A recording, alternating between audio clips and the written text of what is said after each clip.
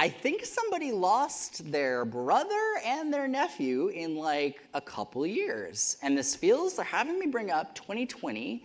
So I'm going 2020 and beyond, so 2020 to 2024. There would have been 2 significant deaths. We have what I think would be like a nephew and what I think would be like a brother. And it just keeps hitting me. So we have you over there. Thank you for being here. I appreciate it. I think I'm with you. I gotta highlight this brother figure that comes across, and he would have passed. So without giving much information away, you have a brother figure that's transitioned? Yeah, in October. Okay. He's apologizing for his death. So I get a big sorry. Yeah, I was mad at him. We found her, y'all. He's having me bring up a bunch of different dynamics kind of within family. So when he comes through, this guy comes through very young at heart, but also kind of emotionally had a hard time processing his feelings and emotions and might have been inclined to kind of self-medicate or to just kind of push them down and down and down until I can't deal with them anymore. There's an aspect that comes through for some reason around his passing where I think that multiple people might not have been thrilled with him when he went. He felt like his love life had kind of fallen apart, fell apart. Yeah. And he was like, what do I have? What do I have?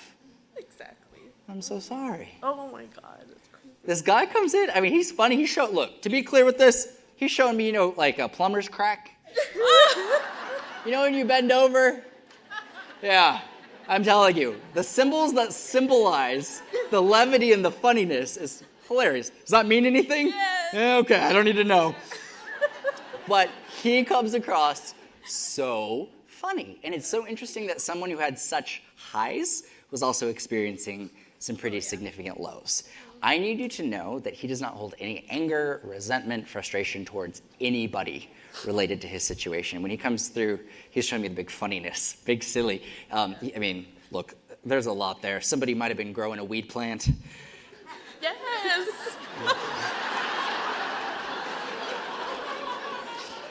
Which, hey, party hardy. I love it. There you go. Reservation for sure. I need to bring up this mother figure that comes through, and the only way to describe it is there's this beautiful light. And I need you to know that this woman that comes across, she's striking me as giving me this feeling of, I was supposed to make it just one more year. Like I wanted to make it at least one more year. She comes across and she feels like she felt physically kind of older than she actually was when she went.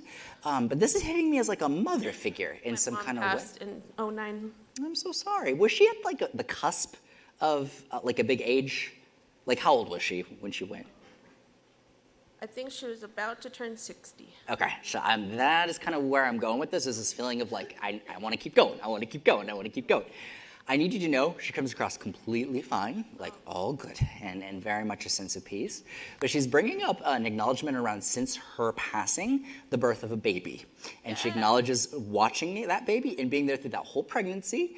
And that delivery could have gone very differently. So there's an acknowledgement very much of like, watching this like a hawk.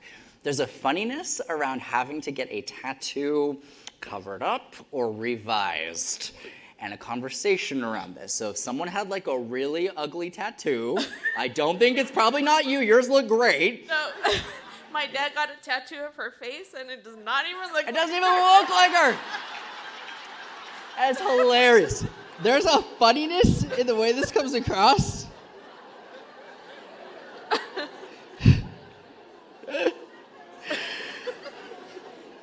He is hilarious. This man is hilarious. I just need you to know, when he comes through, that light, that joy, that funniness, that's truly what he wants to be the greatest takeaway. He acknowledges this other individual who would have passed, who initially I was thinking was like a nephew or like somebody who would have been kind of like a generation below. Do you know if your brother was grieving anybody? Yeah, her husband just passed in 2020. Oh, gotcha. Okay, so I got to highlight grief, dealing with grief, processing grief, and grieving as I'm going through things. Oh, and his stepson. Oh my gosh. Okay, gotcha. So in the way that comes across, he had kind of a complicated love life. And when that comes through, he just feels like he kind of emotionally was kind of limited to a certain extent. But he was so funny and so silly and wasn't afraid to look foolish. There's a funniness of, hey, fool, that I want to bring up fool. I know. It's wild. Well, please know, there's such a joy and a sense of reunion. Oh, good. And they are definitely with that little one. So please know that. Thank you so much. Thank you for being here tonight. Thank you. I appreciate it. Oh my gosh. You guys, I have to sometimes hold it back and not burst into tears crying. But it is so powerful. It's so powerful to be able to see that clearly, whether it's nicknames or funny things or memories or it's clear that wherever they are, they're in a place of such joy and levity that they tend to generally just not be defined by the grief. They are not defined by the loss. And that for me is one of the most beautiful takeaways. In seeing this work, it reflects that our loved ones have the ability to connect, but you don't need a medium to feel the presence of your loved ones. I've told people, and I will always tell people, to look out for those meaningful coincidences, those moments of synchronicity in which events seem to correspond. Those in and of themselves, just as they use space, like in dreams, to communicate, they sometimes also can use time. I can't tell you the amount of times where I've had a grandson born on his great-grandfather's birthday. There's so often situations in which timing of events seem to reflect interconnection. In this work, I've really seen that there are so many ways we can honor our loved ones in the long run. But the best thing you can do, in my opinion, is really introduce the legacy of your loved one to a world that will never get the chance to physically meet them. Take what that person represented, what they valued, what their passions were, the best parts of who they were, and share those through your personality with those who desperately need it. Teach others what you were taught by those individuals. Love others as you were loved. And take what you learned and make the world a better place because they were in it. Yeah. I was like, what if he reads us tonight? And she's like, no. And then I heard my brother and dad's name and then my name. So that was crazy. So Yeah. I'm a believer for sure. Yeah. Tyler, you're awesome. Thank you, because I was like, that's us, Richard and Rudy, because Rudy is my grandpa and Richard is my dad, and me and my grandpa Rudy were taking care of my dad while he was going through his issues. The most shocking thing was the weed plant. The weed plant, yeah.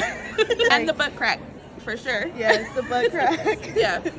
But yeah, that was amazing. Thank you so much, Tyler.